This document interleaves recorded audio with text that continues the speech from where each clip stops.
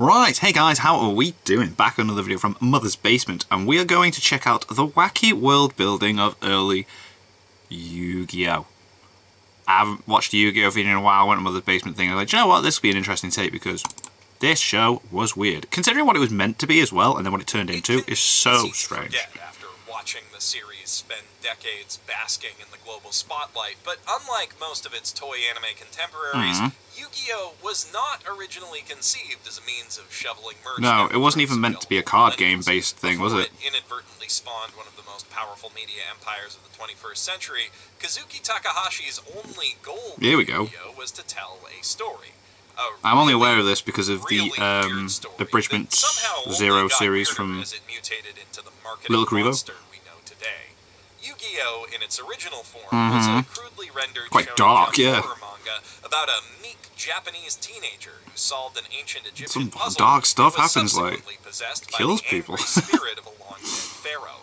That dark ghost exacts vengeance on those who hurt his host by being really good at analog games. And when I say analog games, what I really mean is murder with extra steps. Yes. Okay. Murder with extra steps is definitely it. The Egyptian revenge ghost only punishes bullies by driving them to permanent insanity with dark sorcery, but he just straight up kills a heck of a lot of them. Like that one, admittedly kind of justified time he tricked an escaped convict with a gun into soaking himself burning in himself, vodka and lighting himself on fire to save Tea's life. Or that other, slightly less justified time he challenged a classmate to a game of air hockey but on a hot okonomiyaki griddle with a puck made of ice and explosives to Whoa, didn't see that one. Class would get the best. Jesus, that's intense. Also, this one guy dies because a perverted talking baby shits in his lap while he's hooked up to a real-ass electric chair on a haunted house ride, which is part of the extended version of the first episode of the YuGiOh anime, where instead of just kidnapping his grandpa for cardboard,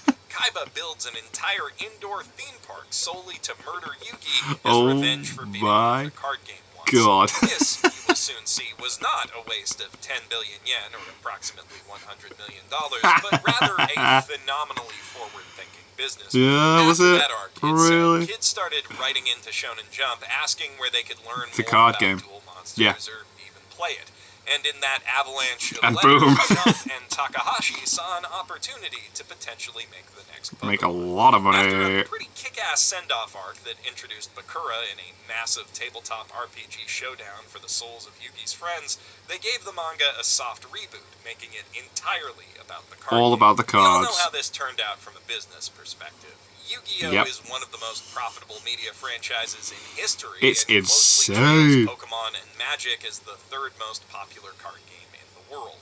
But from an artistic perspective, this business decision did some profoundly wacky things. Here we go. And world building in particular. Yes, it did. Any plans Takahashi had for his characters and world had to be reworked to focus on Duel Monsters. Yeah, it had to fit in with the card game. Scattershot board game of the week formula to a heavily serialized narrative about a single game meant the mangaka had to make a lot of shit up as he went along. A lot of people imagine just twisted it up to just base it on the card game. Oh god. Boy, some of those sure are. But I want ancient Egyptians trying to take over the world. It's really just the tip of the iceberg, but to me, that zaniness pales in comparison to what happened to the series setting. Takahashi had to find a way to take the visual excitement of monsters coming to life in shadow games and make it a universal aspect of the series, or else it would just be a lot of dudes dramatically placing paper on tables. Could you imagine? Exactly give every character a millennium item. You gotta have something to add to it, like. Completely changing what he had planned for the manga's ending, so instead, Kaiba Corp's solid vision hologram system had to become a ubiquitous part of the setting, and it had to happen frighteningly fast.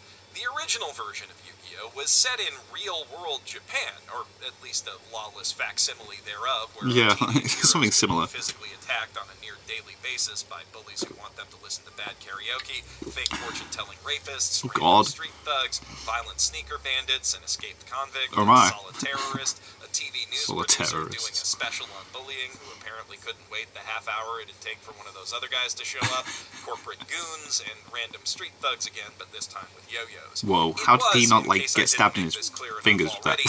It's all around it. Gloriously weird manga, and it continued to be gloriously weird long after its Pokemon-inspired pivot. but it was at least somewhat grounded in the recognizable reality of the late 90s, until suddenly, in the space of just a few months, we've got an island full of massive holographic arenas, or less massive holographic glass battle boxes in the manga's case, Right. which are replaced just a few months after that by compact satellite-linked arm-mounted card game computers. So cool. That project monster holograms anywhere. They also conveniently allow Kaiba Corp to spy on anyone. It's ridiculous. This is so good now he's explained it all. Which I'm sure would be pretty controversial if anyone ever found out about it. But Kaiba manages to keep that gross violation of Kaiba privacy Corp's ridiculous. forever, which is pretty true to the horror roots of the manga, actually, and also a fairly prescient depiction of a tech billionaire for a story written in the year 2000. Though Seto Kaiba actually invents the things he says. Elon so Musk was into obviously YuGiOh. Kaiba, mostly driven by a desire to win a card game against one guy, accelerates the technological development of the entire world to the point that the series goes from being a work of dark, Egyptomania-fueled contemporary fantasy, Stardust Crusaders with slightly less punching, basically, in spring, to a full-blown proto-cyberpunk dystopian nightmare by fall. As an aside, that cyberpunk story still leans heavily on horror-tinged Egyptian mysticism, which makes for a metal-as-fuck genre mashup. Goofy hair metal, to be sure, but metal nonetheless. And that blend lends itself to some pretty great filler arc concepts. In what other anime would you see evil corporate executives exacting vengeance for their termination via VR Virtual reality, alongside a story where an ancient Atlantean cult is stealing souls to resurrect their eldritch god. I mean, yeah, episode to episode, these arcs are a drag. They completely ruin a lot of the whole concept is like, whoa. One of them in the middle of the Battle City finale was an odd choice, but the underlying ideas there are really cool. I digress, though. Kaiba and Kaiba Corp are absolutely terrifying by the series end, but to fully understand how they got there, we must also look at the meteoric rise of Maximilian Pegasus and his illusions. See, another interesting and short-lived aspect of the YuGiverse in 1996 is the fact that people in it do things other than play the only game, like read comics or watch pornography. On VHS, by the way. They were still using VHS tapes when Kaiba invented holograms. Duel Monsters was already a big thing in America by the time Kaiba and Yugi first square off in the manga. Like, about 10% of the entire US population circa 1996 plays it, which perhaps explains how Pegasus was able to buy a whole island and build a castle on it. But in Japan, at least, it's still just taking off, and people still play other games, like Pop-Up Pirate. Yeah, it's not like the whole thing, Chess, but with monsters. Not Virtua Fighter, and not Virtua Fighter. Duelist God, Virtua Fighter looks so bad back in the day. Every other game has all but vanished entirely. Duel Monsters is all anyone everything. does or talks about ever. They live and breathe it. Attempt PC to launch a competing game, Dungeon Dice Monsters, goes up in smoke almost instantaneously. In the anime, not even the direct backing of Industrial Illusions can help Duke Devlin's odd fusion of D&D and Chinchiro take off. Nobody wants to play anything but Duel Monsters. The game becomes so ingrained in pop culture, practically overnight, that by fall that year, nobody bats an eye when the entirety of Domino City is taken over by a battle royale tournament. And by 2004, where's that one person that's like, but I don't like playing this game? To support a cutting-edge private dueling academy with hundreds of students that also gets its own island. For perspective, we only started seeing esports school in like the last few years, and all of those cover multiple different games. The implications of this are clear and, frankly, terrifying. After achieving a near-total multinational tabletop gaming monopoly in, at most, the 6 years between Pegasus taking the Millennium Eye and Duelist Kingdom, Duel Monsters just kept expanding, picking up taking over the more world. And more players and fans, spawning more and more jobs. It's mad when you actually put it in that perspective, and it's 6 months since Pegasus. 6 months. 6 months. Until it became There's no way anything like this would take off like this in such an extent. Now, this is great. It's reasonable to say that this isn't entirely down to the game's success as a game. Duel Monsters is, after all, a modern revival of real ancient Egyptian magic, itself derived from an even older tradition lost beneath the waves of time. It allowed its practitioners to summon spirits, gods, monsters, and demons born from human souls to do their bidding, and which could, in its most And now we put them in cards. pierce the very veil between this world and the next, plus some other worlds besides. Those reality warping properties eventually turn the cards into a key component of the NRD system, a Dual monsters on motorcycles. perpetual motion generator that can power an entire city the size of Tokyo with plenty of energy left over to fuel card games on motorcycles. There you go. So, to be fair, there Jeez. are more practical applications for dual monsters that go some way toward explaining its increasingly undue influence on the world around it. But to be balanced, all of that was discovered a long-ass time after Industrial Illusions achieved its simultaneous economic and cultural victory and fundamentally rewrote the rules of human society. The fulcrum of all of that economic leverage was just one card game. Perhaps This is such a weird look on YuGiOh. It's like, my mind, man. Ancient soul magic. I would love to see the televangelists of YuGiOh's America freaking out about that, but still, a card game. Even back in 1997, the Big Five, seasoned executives who built their fortunes through more traditional, non-card-based industrial wage and rent theft, could already see the writing on the Wall Street. They conditioned their sale of Kaiba Corp to Pegasus entirely on the already unfathomably successful CEO's ability to win one duel against one child. And then, when he didn't, the whole bajillion-dollar deal Just fell gone. through. Which turned out pretty well for Kaiba Corp in the long run, if not for those five guys specifically.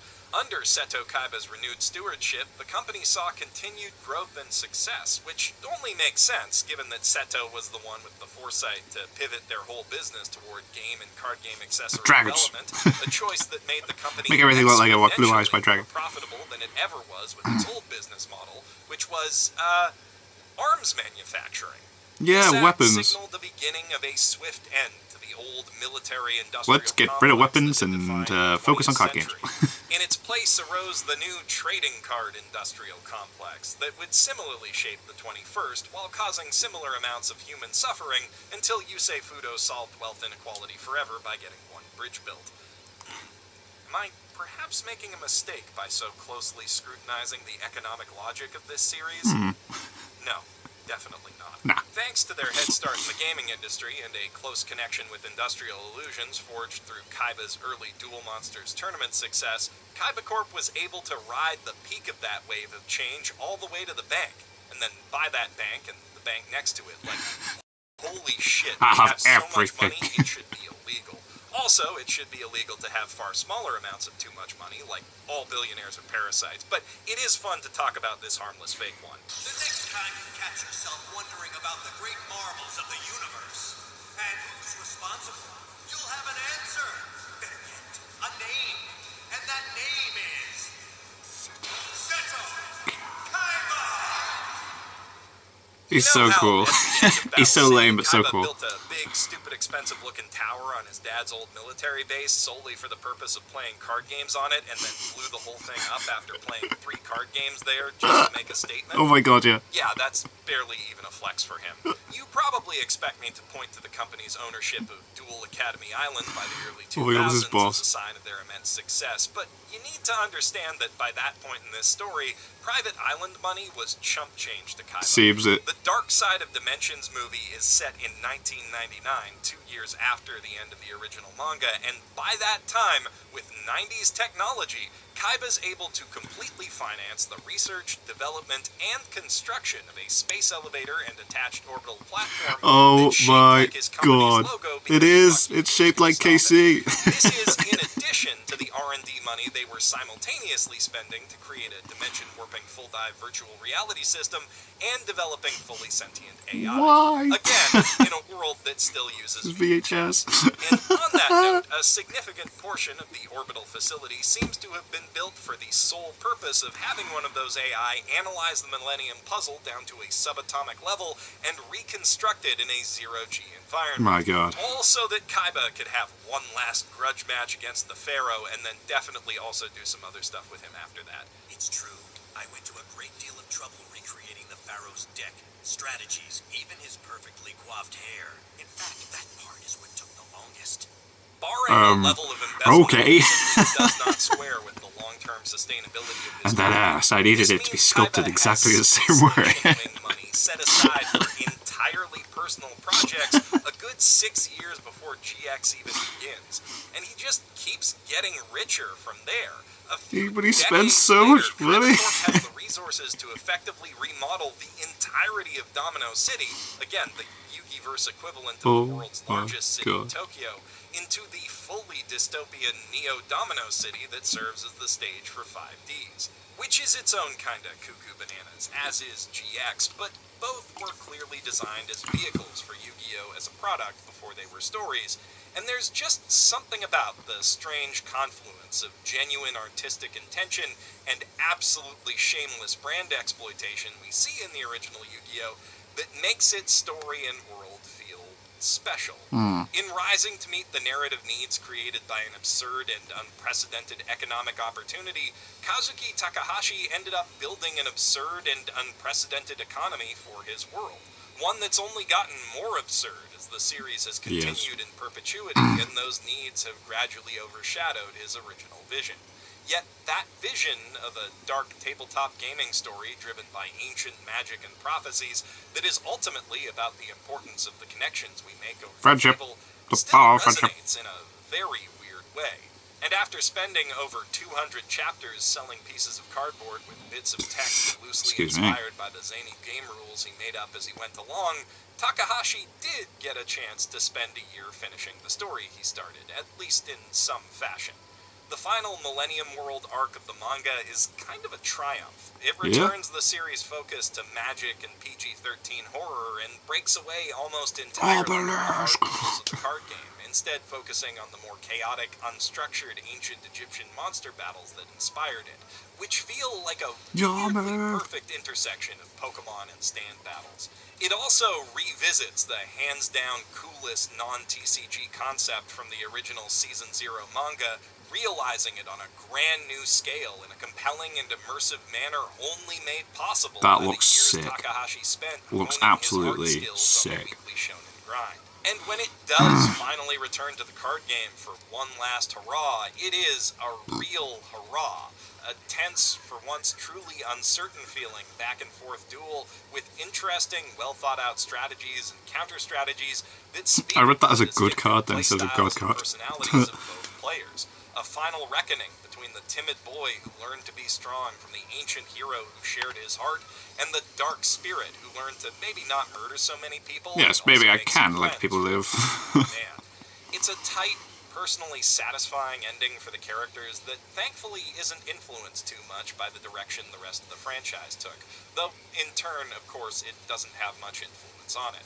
While Yugimoto and the Pharaoh were able to save the world from certain destruction at the hands of the Dark Lord Zork Necrophates, they were ultimately powerless to stop the Darker Lord, late-stage capitalism, from slowly consuming the society around them, Kaiba owns it all. The game and the holographic corporate surveillance network on which it runs. So, when Yugi says he wants to make his own game one day in Dark Side of Dimensions, it reads as more tragically short-sighted than endearingly optimistic. Yeah, he is it's not going to happen. dooming himself to toil in fruitless obscurity, while, without his competition, Joey is probably looking at a decently bright future as a pro duelist. One of the only viable career paths that will be left in the coming years, but hey... Well, yeah, what other option do they have? Graduated in 1999, they really had no way of knowing. And I don't really know how to end this video beyond that depressing note, so... That was a really good video, that was class. Kaiba, Yami Yugi, and Duke Devlin. Leave your answers and detailed explanations in the comments below, and if you'd like to watch a less existentially horrifying video about either card games or world building, check out the videos on the left side of your screen now. I'm Jeff Thu, professional shitbag, signing out from my mother's basement. That was boss. I really like that. Like, actually explaining how the world exists and the setup of that. It's just like, oh yeah. So anyway, thank you guys very much for watching. What do you guys think of that? What do you guys think of this? Click like, subscribe, and leave comments down below. Let me know what I want to discuss in future videos, and I'll see you guys. YuGiOh, guys! I haven't been able to say that in ages. Next time. Bye.